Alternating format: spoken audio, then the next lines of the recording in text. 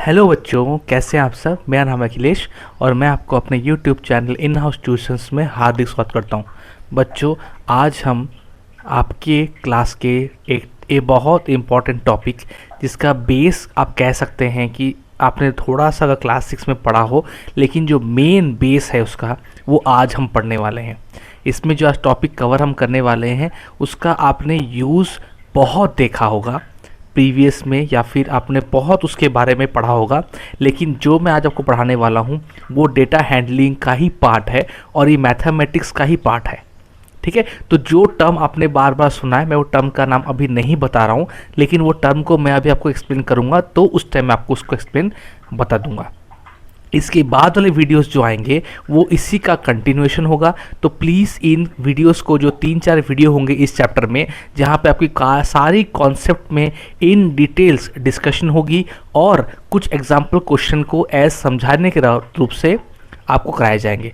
तो बच्चों, मैं स्वागत करता हूँ आपको अगेन मेरे चैनल में, लेकिन रिक्वेस्ट करूँगा कि वीडियोस को अच्छे से देखने के बाद प्लीज़ क्वेश्चन को अटेम्प्ट कीजिए, क्योंकि क्वेश्चन मैं नहीं कराऊँगा अनलेस आप मुझे कमेंट में उसका रिक्वेस्ट भेजते हैं, क्योंकि सारे क्वेश्चन मैं चाहता हूँ कि आप खुद से उसको डिस्कस करें और खुद से उसको करने की कोशिश करें मेरे कॉन्सेप्ट को पढ़ाने के बाद।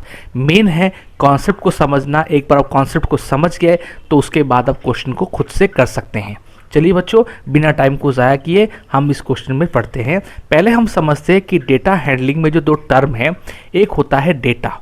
इस डेटा का मतलब क्या है बच्चों? पहली बात आप समझ लो, डेटा का मतलब वो सारे तत्व है जिनका हमारे पास कोई वैल्यू, वैसा बस बोल सकते हैं कि इसका कोई वैल्यू है, लेकिन इसका कोई हमें इंफॉर्मेशन नहीं है। यानी मैं आपको इसका मतलब समझाता हूँ। चलिए मैं आपको एग्जांपल देता हूँ कि आपके क्लास में मान लो 40 मार्क्स का एक एग्ज़ाम हुआ है, 40 मार्क्स का एक एग्ज़ाम हुआ है, राइट। तो ये 40 मार्क्स का जो आपके पास एग्ज़ाम हुआ है, इस एग्ज़ाम में आप एक चीज़ समझ सकते हैं कि मान लीजिए आपके टोटल जो स्टूडेंट है वो भी है 50।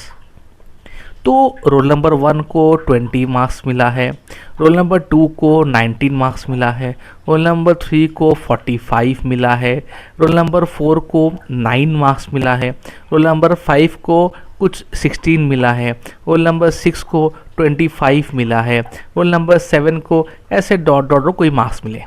अब इस तरह से आपके पास क्या होंगे, टोटल आपके पास 50 बच्चे, 50 बच्चों का लिस्ट होगा ना। बहुत अच्छे। अब मैं आपसे सवाल पूछता हूँ कि बच्चों मुझे बताइए कि इनमें से कितने बच्चों ने पास किया।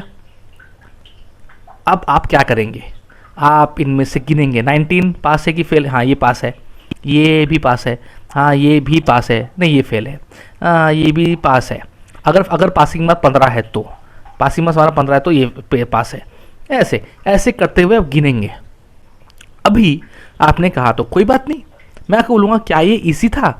आप बोलोगे नहीं इजी तो नहीं था, लेकिन टफ भी नहीं था। मैं बोलूँगा कोई बात नहीं, आपके यहाँ टोटल स्टूडेंट 50 थे, चलो मैं मानता हूँ इस 50 को मैं 500 कर देता हूँ, तो दिक्कत OMG, हाँ दिक्कत तो बढ़ेगी। क्यों दिक्कत बढ़ेगी? क्योंकि इसमें आपको 500 स्टूडेंट को इस तरह से क्या करना पड़ेगा, देख देख के चेक करने में बहुत टाइम लग सकता है। तो हम जब डेटा की बात, मतलब इसे कहते हैं डेटा, जिसको हमने क्या किया, पहले कलेक्ट किया। हमने पहले कलेक्शन ऑफ डेटा, तो डेटा में पहले हम पढ़ते हैं कि कलेक्शन ऑफ डेटा क्या था। तो हमने डेटा को ऐसे कलेक्शन किया जिसको हमने कोई भी रूप नहीं दिया, यानी कोई भी इसका फॉर्म नहीं है, जैसे मिला वैसे लिख दिया।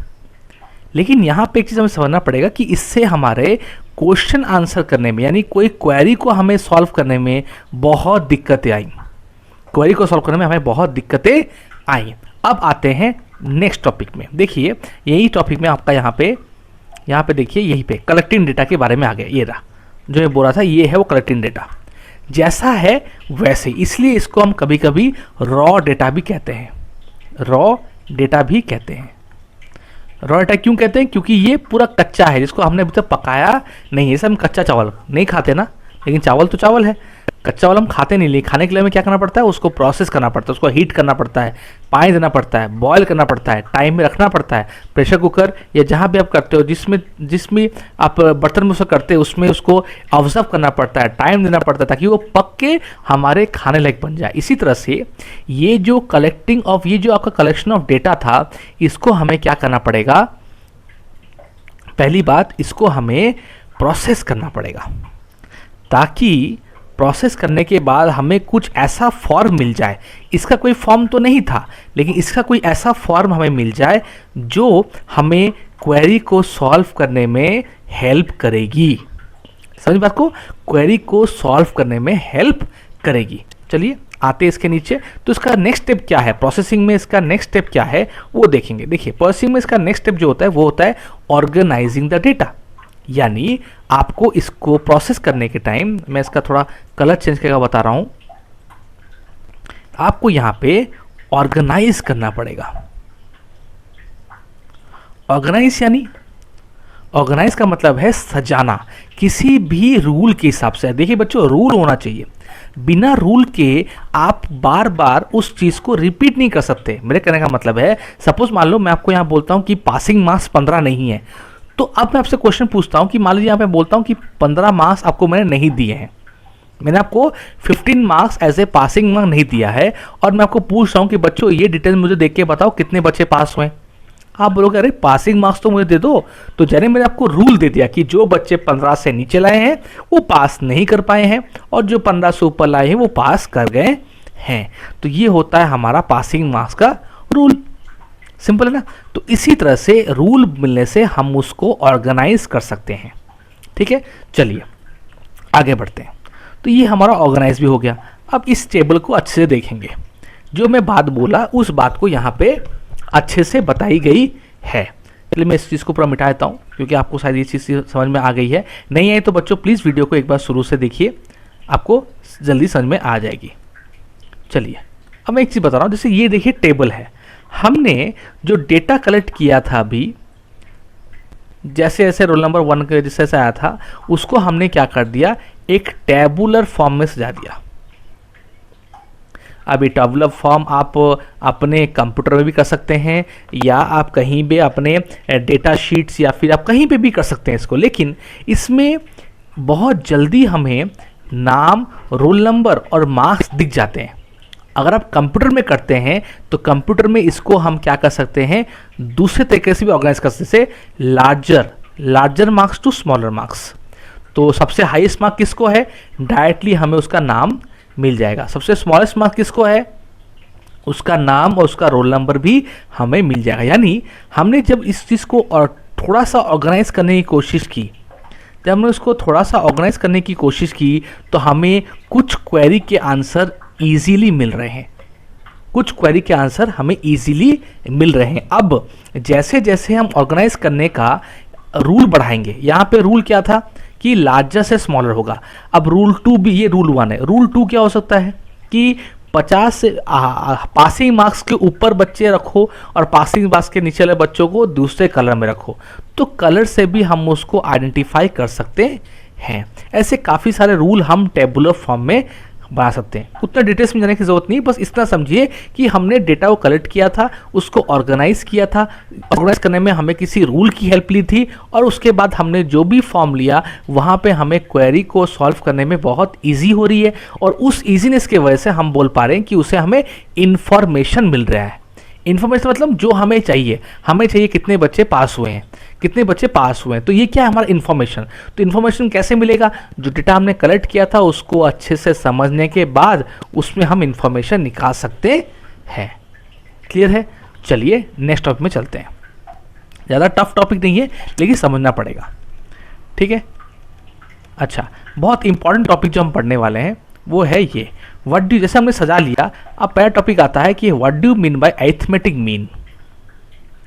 आपने जो मैं बार बार स्टार्टिंग में बताया था, आपने ये एवरेज वर्ड पढ़ा था। एवरेज बच्चों, इस बच्चे का एवरेज निकालो। एवरेज का मतलब क्या होता है, सिंपल, जितनी भी आपके पास वैल्यू है, value 1, value 2, value 3 divider by कितने वैल्यूज है, डिवाइडर बाय 3। उसी तरह आपके पास मान लो सम 1 है, सम 2 है, ऐसे के सम डॉट डॉट डॉट सम 10 तक है, तो डिवाइडेड बाय 10। इसे हम स्टैटिस्टिक्स में या फिर जो हम पढ़ रहे हैं डेटा हैंडलिंग में, उसे हम कहते हैं अरिथमेटिक मीन। अरिथमेटिक मीन का मतलब होता है कि आपके पास जो ऑब्जर्वेशन है उनको ऐड करिए और डिवाइडेड बाय कितने ऑब्जर्वेशन है उसको डिवाइड करिए, वो हमें मीन दे देगा। इसको शॉर्ट में AM भी लिखते हैं।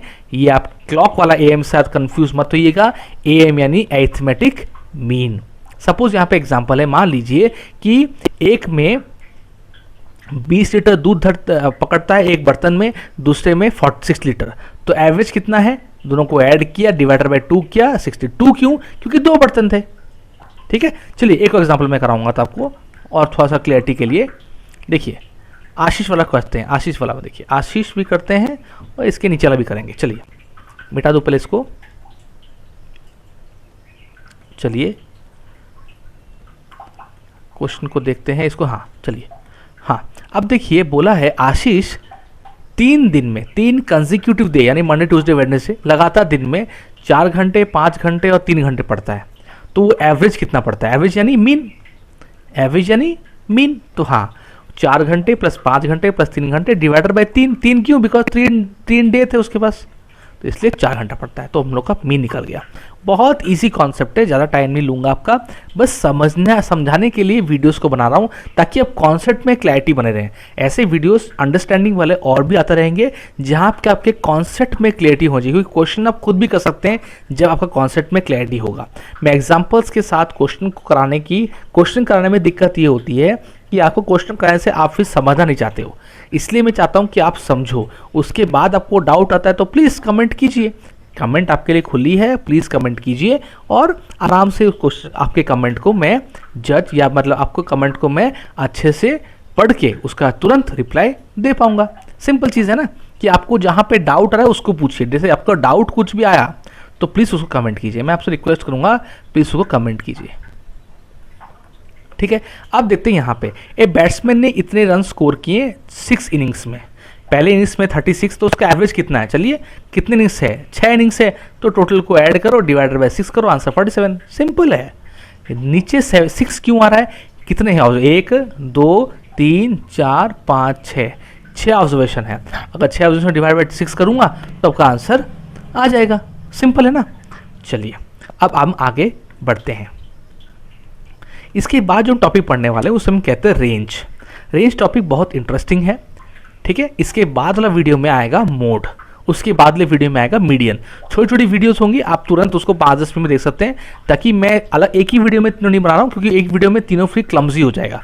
आप एक एक वीडियो में देखेंगे तो आपको ईजिली समझ में आएगा। वीडियो का लेंथ बड़ा करने में कोई उसमें फ़ायदा नहीं है, बस उसमें कोई आपको भी कन्फ्यूजन आ सकती है, इसलिए आपको दिमाग में रखते हुए मैंने इसको करने की कोशिश की और मैं आपको अभी रेंज पढ़ाने वाला हूँ।